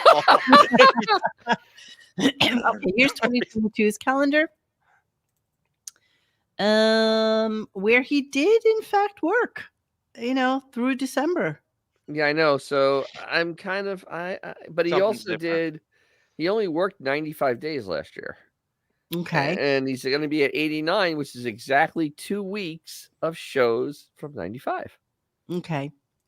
So we don't know. Basically, we don't know. Well, I mean, we know that he's not going to do more than 95 shows. We're hoping he doesn't work for the rest of the year. That's what I'm hoping. I'm hoping, that he just calls it quits after Thanksgiving and comes back sometime in January to be really, really nice. I'd appreciate that a lot. So that's where we're at, guys. And now with Sammy Hagar on tomorrow. Cleaning out the computer. All right. With Sammy on tomorrow. A lot of options. We got a lot of options for cleaning out the computer. What I've decided to focus in on are two things. One, I love that you sent this to me today. Menachia? A lot of people don't really know who Pat Menachia is. I think if you want an insight into Howard's personal life, he's so essential to it all. I didn't realize he's been his trainer since 1993. He says in that interview. Time. And it's kind of bizarre to me that they have been together for as long as they have. It's just, I don't understand it. And I don't know what Pat gets out of it, but okay. Money. Sure Pat gets money. That's what Pat gets out of it. Money. I think he's the celebrity trainer to the stars in the Hamptons. I think he actually is just in the Hamptons now, and he passed on from. So this is so you're looking at he actually came on the show. A lot of people don't know this in 2010 to promote a book. And I tried to just pick out the stuff that kind of picks into Howard's personal life, and even if as subtle as some of it might be, I bring this guy up once a week, and this is who he is, and he's actually in my avatar running with Howard, by the way, in Central Park. That's who that is. Oh God. Okay, here we go. Hey, good morning, Pat. Good morning. How are you? Pretty good. New book? New book. Whole bunch of them. Oh wow. So Pat, do you think it's going to be a little bit odd to be dealing with Howard, because you know him in your personal life, be dealing with him on the air? Yeah. Are you expecting a different version of your friend? Not really. He's got to be in there somewhere. I'm actually really interested to see how it goes. I'm curious finally to see, I've been dealing with him for so long personally after this every day and haven't really seen him in it. Ever hear that? Really interesting to see him in it, actually. Yeah. What? He says that every day. He clings to him. He needs a personal trainer every day, apparently after the show. So it's Menachia saying, I deal with him every day after this show. Can you imagine? Christ. Some of the stuff is crazy that he's playing basketball with him. That's how inept he is physically. He doesn't know how to play basketball by himself. He's a basketball coach. It's not even. I put in there he recounts what Howard's like playing basketball with. Didn't you also just put up a basketball court in his house? That's a good one, Monique. Yes. Yeah. So we know that's not outside, right? How would a germaphobe play with a dirty basketball outside in the driveway? He wouldn't. Right? That bullshit about him playing in the drive. It's obviously in the house, right? Can we just go with that? Oh, no. I would think it would be outside. I think he literally goes outside for 5 minutes. I mean, it's not like he does anything other than, a couple of shots because somebody told him he should be playing basketball. Yes, right. So it's Menachia telling him, and he brings up a bowl. Monique, did you see one of the clips I gave you? I mentioned a gym in parenthesis. Something. It's a weird, pretentious name for a gym. It's like the third or fourth clip. Is it an MP4 clip or an MP3? It's an MP4. It's one of these. Yeah. All right. Let me look into it. Don't worry, we'll get to it. Don't worry about it. Let me play and then we'll. So this is a guy I know for years. How many years I've been training with Pat? Like I'm going to say 12 or something. 13 years. I know. Now, what year was this? Okay, I'm sorry. This is 2010. So go backwards to 1997, kind of when he's becoming like Private Parts and shit, and he's probably hired him to get him into shape for Private Parts. Yes, right, exactly right. It would make sense. Know him. How long have you lived in Manhattan? There he is. Look, he took a shave for Pat. You're maybe my manliest friend, I would say. There is the book. There's a book. There's one for Rob. You know what he looks like, Monique? Thank you. Thank you. For you to look. Cross between Billy West and Chris Russo. Oh, totally. Yeah. And he's making him out like he's John Hamm or exactly. Zac Efron. All right. Well, in his world. So Pat, let's say this is your most girly man. Am I your most girly friend? Am I? No, not even close. Is that true? Yeah, not even close. Did you know when we were playing basketball yesterday, while I was trying to demonstrate my basketball prowess to you, did you see the part where the ball hit me in the head? I did. I was trying to be discreet. I didn't know whether to get you ice or just turn around. I was bouncing the ball and I threw it up. So cute. So Pat Menachia made like a pamphlet about how to like stay healthy, like everybody else was doing in like 2000. Right. Like he's the only. He's got all. And it didn't get in the basket, and I went to rebound, but it hit me in the nose. And I said, I hope Pat didn't see that. I'm trying to be one of the guys so badly. Wow. I was trying to be encouraging, so Howard gets up at the free throw line, he throws when he misses everything, it hits the floor. And I go, okay, how good. Nice form. Wait, Pat Menachia is the trainer to the Star. Yeah, the Star. Well, he claims to have other clients. That's how he met Billy Roberts. So cute. The way we talk about how Howard's with Beth because in his mind, she's the ideal shiksa, tall, blonde, model, whatever. The impersonation what a gay man would, thinks a hetero his wants. idea of what a man should be. Exactly. A man's man. Trainer dude. He's a little bit kind of, he's got a little kind of grumbly, just like that. Is a little gindaloony, he loves that. He loves it. Also, too, the way he's so proud of being horribly unathletic and so horrible at basketball. He's sort of bragging. He's very proud of it. It's like what a girl would do. You ever play basketball? You ever play any sport with a girl where they're proud of not being manly? They're like, oh, I don't know. And they shoot and they kind of run away daintily. That's how you know he's gay. He's the damsel in distress. Very proud of it. Yes, he is right. Damsel. Perfect. The damsel in distress. Music Stream just said Sammy is announcing his final tour with his new star guitarist on Stern. Good. Hagar is 76 years old. Yeah, another wow. These guys, I can't believe the people that he's having on the show. Well, you know what? He's facing his mortality too. You know who else is, Monique? Daryl Hall. Oh, really? Looks great. He looks, for 76. I mean, they both, and they don't look like they're forced. That's how you do it as a rock star. They're kind of aging gracefully, but yet they look really good. I just looked up 70-year-old men, and I swear to God, there wasn't a single one who didn't have gray hair. Not a single one. That doesn't dye their hair. Really bizarre. Dye their hair. That is absolutely obvious. Not a single one. Playing anybody around here knows how girl I am, but I like hanging around with Pat because he's masculine. But I mean, you can't talk sports with him. You like sports. You follow. Well, Pat got teams and playing hockey. Yeah, he plays hockey. Mm-hmm. You were almost like a pro, right? I did. I played professionally. You did? Yeah. I didn't know that. Yeah, I was in Europe. Oh, you played in Europe? Yeah. You played hockey. So you got to Brown University. Right. And the girl's been teaching me about being more of a man. Like, for example, I told Pat, I confessed to Pat that he probably played D1 hockey for Brown. Monique. And am I wrong about this? You can correct me, Chad, if I'm wrong. I had heard that Ivy League, which Brown is, does not issue scholarships. No, nobody does. So, no, that's not true. That's not true. I heard that they don't give any. Is it just sports? Not scholarships? sports. No sports scholarships. Okay, no, they don't. So do he must have went to Brown on grades because I don't. He claims he's poor. So how are you affording an Ivy League school if Brown's expensive? Howard tried to paint him like he's coming from. They don't have scholarships. They don't have sports scholarships. They know that. Not a sports scholarship. Then they wrangle a way to get you a An academic one, yeah. There's just no way you can lure people into a school like Brown, right? Who are good players on anything. Exactly. That's why Ivy League teams stink. That doesn't happen. There's no scholarships.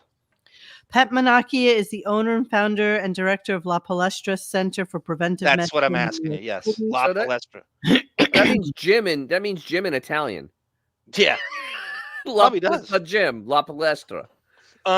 Yeah. So Monique, there is a clip in there of him, and he brings up the bowling alley, not Howard's, but he brings up a bowling alley. So it makes it look like it's almost like he convinced Howard to put a bowling alley in the house, that it's somehow some hand-to-eye coordination that he needed. Like he's somehow part of his method. Okay, a former professional hockey player, he has completed 11 marathons and led several group climbs around the world.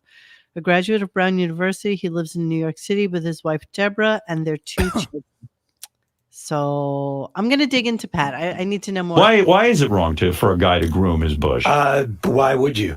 What if you want to look good in bed for your wife? Or just make it a little more pleasant. Pat, you have been incredibly successful as a trainer and an owner of gym. He owns La Palestra gyms. Yes. And yesterday I went and saw the latest gym he built. It's fantastic. I know they're beautiful. moving all over the place. The place is called the Alden. It's on the west side. It's a residential. It's without question. You saw it. It's the nicest residential facility in the world. It's crazy. The developers, a company called Xtel, and I just kept asking them for things when we were building it, and they just kept. I said, okay, so let's put a basketball court. They said, okay, let's put a bowling alley. Okay, yeah, wow, it's gigantic. It's amazing.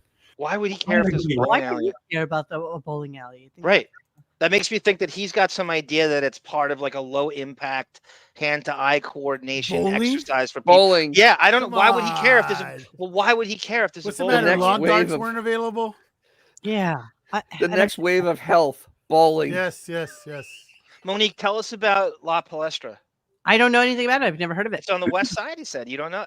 That's the first time I've ever heard you don't know something on the west side. You know, I love when people... No, I'm not. It's not an insult. I'm just saying. Is it? No, I mean it's a gym. I don't. Do you think it's possibly installed? It's when he said residential. Does that mean it's in the building of another? Yes. So you wouldn't know it because you wouldn't see it. In his building, I'm sure it's like a building facility of some sort. I don't know it. That's why I'm going to dig into it a little bit. It's probably you can't see it from the street. It's probably in the like a I'm rich building. curious about Pat. I need to know more. So we're gonna... Yeah, but so I always find it funny when English there's speakers. no volume on here. Are you kidding me? No, I wouldn't do that. It's okay. You're not. We're losing all the depth of Pat Menachia. No, that's impossible. Oh, what a shame. Let's move on. Let's try next up. The gym. Pat, when you it's the clip. Sorry. Okay. What does it say on the clip?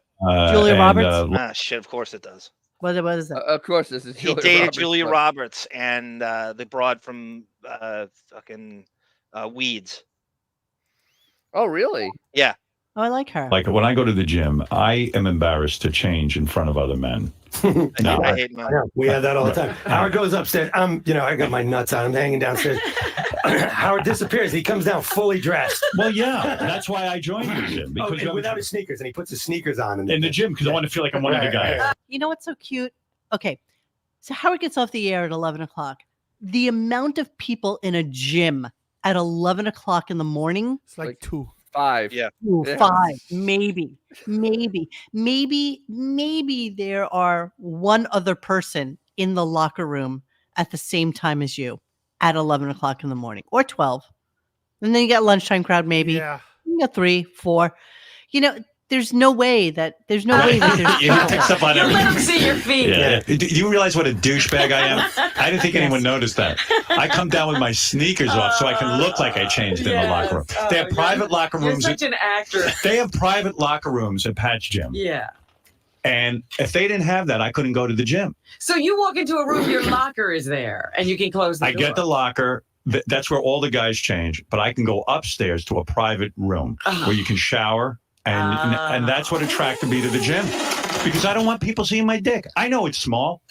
How the fuck am I supposed to change in front of guys? I don't want you seeing my dick. It's humiliating enough. I can't even shoot a basketball. Bro, I'm not looking at your dick. I got to tell you. No, you're gonna look at my dick. That's the last thing I'm gonna look at. So here's the curious thing to me. So is So did he start out by going to Pat's gym? And is that the reason he went there? Was because of the private? No, I think this is a commercial for Pat's gym. No, it's commercial for Pat's book. I mean, that's what we're doing here. We're selling but it's also pumping up the gym too.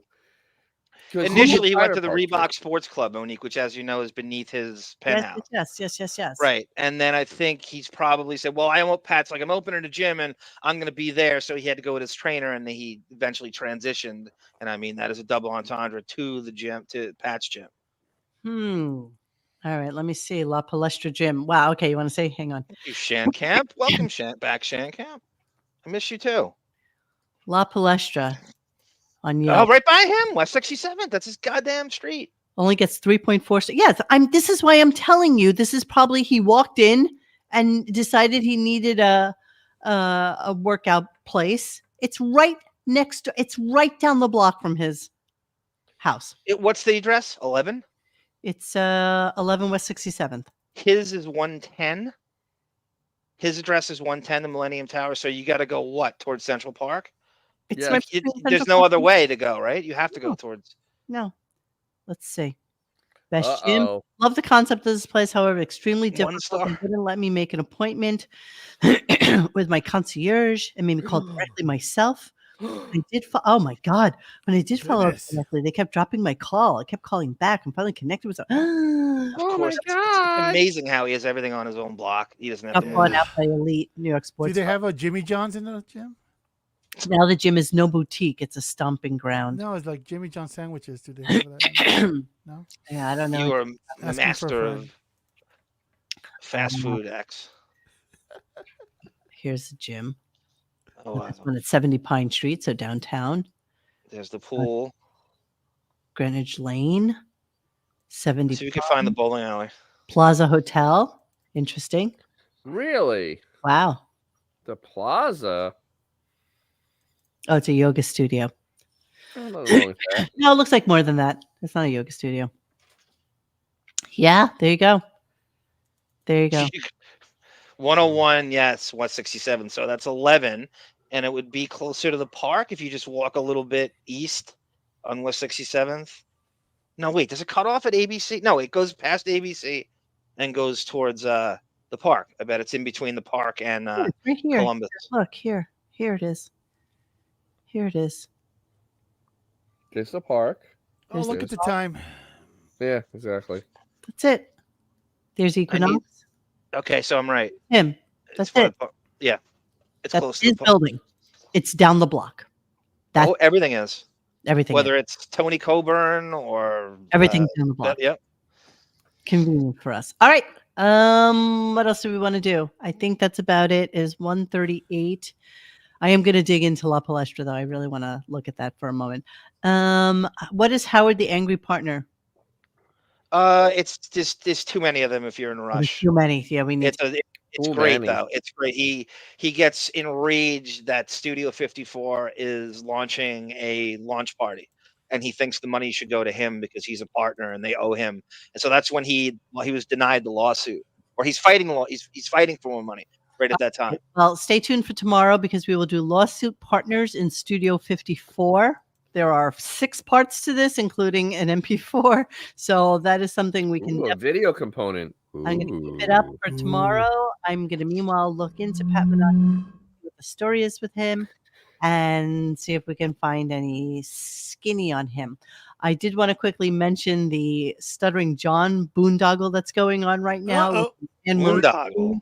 And all that stuff. And I think that's like a really interesting thing that's going on there. But, Johnny, we were talking about it yesterday, KC and I, and we were trying to remember if Stuttering John. Did you text with him or talk to him on the phone? Texted with him. He never talked. Okay. Okay.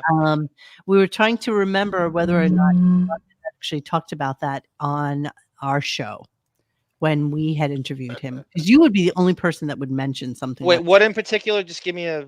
This whole thing about Anne Marie saying that about Mm-hmm. Yeah. That he raped. That whole compound, nothing surprises me. That whole compound is one big sexual harassment Me Too. Could you imagine John in the late 90s, early 2000s running No around worse that than compound? JD in 2010. Yeah, just insane. We could text vile, entitled douche who thought because he was on that show that he was more special than anybody else. Meanwhile, he's just a freak with Asperger's. I have a very good clip I need to show you guys of Howard browbeating that woman to touching her breast in front of him when they try to do like a pap smear kind of breast test fake contest, and she's like, demonstrate it for me, Anne Marie. And she's like, that's okay. I'm not comfortable doing it. I'm not doing it. Nope, I'm not doing it. And he just kept screaming at her to do it.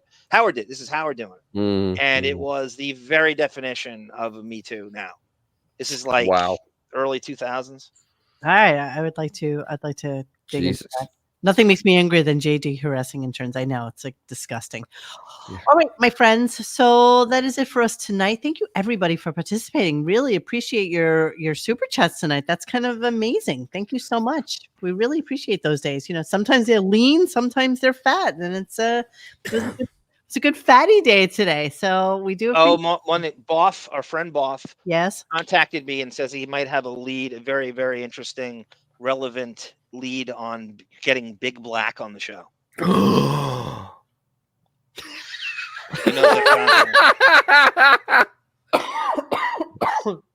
That doesn't excite you, Dan? I know you don't like the Blacks too much. I love Big Black. Big Black's my favorite. He's actually literally my favorite. He's one of my favorite guys, actually, because he didn't care. He just didn't give a shit. And he should have. Speaking of JD, he deserved his job. Oh, absolutely. Doing it on a VHS tape over the phone. Absolutely. All right. Bon Jovial just put up the balance of our first season ever on air on year 2015. And so he just put up the balance of those, which are really interesting. And apparently the next year, John, we kind of sucked. And Bon's like, there's not a single show that we did that didn't have like sound problems and quality problems. Stuff like that. I'll be the determination whether we sucked or not. And I said to him, we were innovators, damn it. Nobody was doing podcasts, much less remotely with another person in another location. The technology wasn't there yet, too. There's no StreamYard. There's no. It was. Guess what? I told people we were doing podcasts. They were like, "What's a podcast?" Right? Exactly. What's a podcast? What's a podcast? So yeah. I don't care. Whatever. All right. So we will see you tomorrow. Sammy Hagar is going to be in. I don't care about Sammy Hagar. I got to be honest. He had great tequila, though. He's a weird guest for him now. He's a really weird guest. Maybe I'll go after some of the David Lee Roth stuff when Roth replaced him and see if we find some interesting shit. All right. That would be fun. The Monique Grace fights were kind of crazy. And you can tell at the end of that season that she was starting to get really like insane with the show. And we so we kind of did invent podcasts. I used to listen to a few and I swear to you, there was even a time where we were like number 7 in entertainment for like it was kind of crazy. That's how it was out there. Now there's 5 trillion of them and everybody, has it was May or something of April of 2015. That was the first show. Yes, my friend. Yes. Thank you, Chet Hayes. So at some point we're going to do like a Address the Grace thing and be done with it. No, Bon actually said he was going to do a thing on it because in the one-on-one that I had done with the boys a long time ago, we talked about it and what a shit show it was back then. So yeah, it'll be up there at some point. All right, so that's it. And we will see you mañana, I guess, at some point. Hey guys, thanks for hanging with us tonight. Please join us for any further discussion at RadioGunk.com in the forum section. Follow us on Instagram and Twitter at RadioGunk. And don't forget to like this and subscribe to us and hit that little bell so you know when we're doing a new show. Thanks.